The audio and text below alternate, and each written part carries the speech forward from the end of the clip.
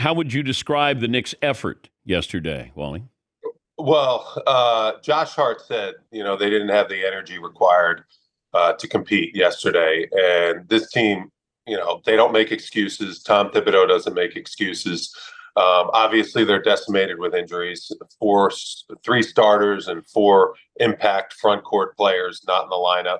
When you look at Bogdanovich, Julius Randle, Mitchell Robinson, and now OG Anunoby, who is a key piece, obviously, to this team on both ends of the floor, especially defensively guarding Pascal Siakam.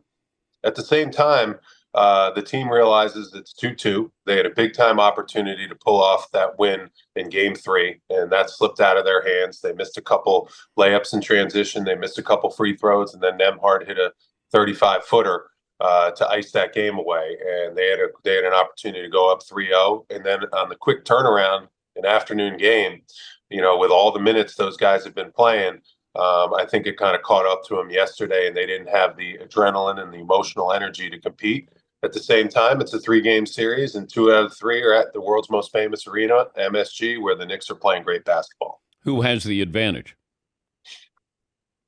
Well, it looks like the momentum has definitely swung in the Pacers' way. The Knicks are going to have to show early on in that game that they're there to compete. I think the Knicks still have the advantage because home court is huge, and Indiana hasn't proven that they can win in that building in this series. But at the same time, with the way the Knicks are dealing with the injuries they're dealing with, they're going to have to come up with a heroic effort to win Game 5. Is home court advantage real in the NBA?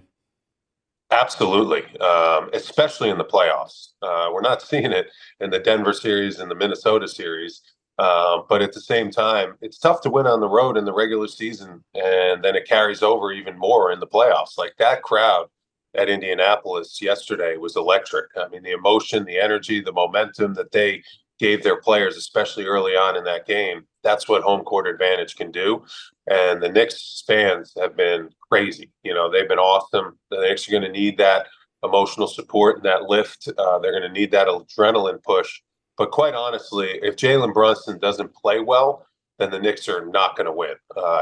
He struggled the last 2 games. He's dealing with that foot injury. When he plays well, that's when all the role players fall into place.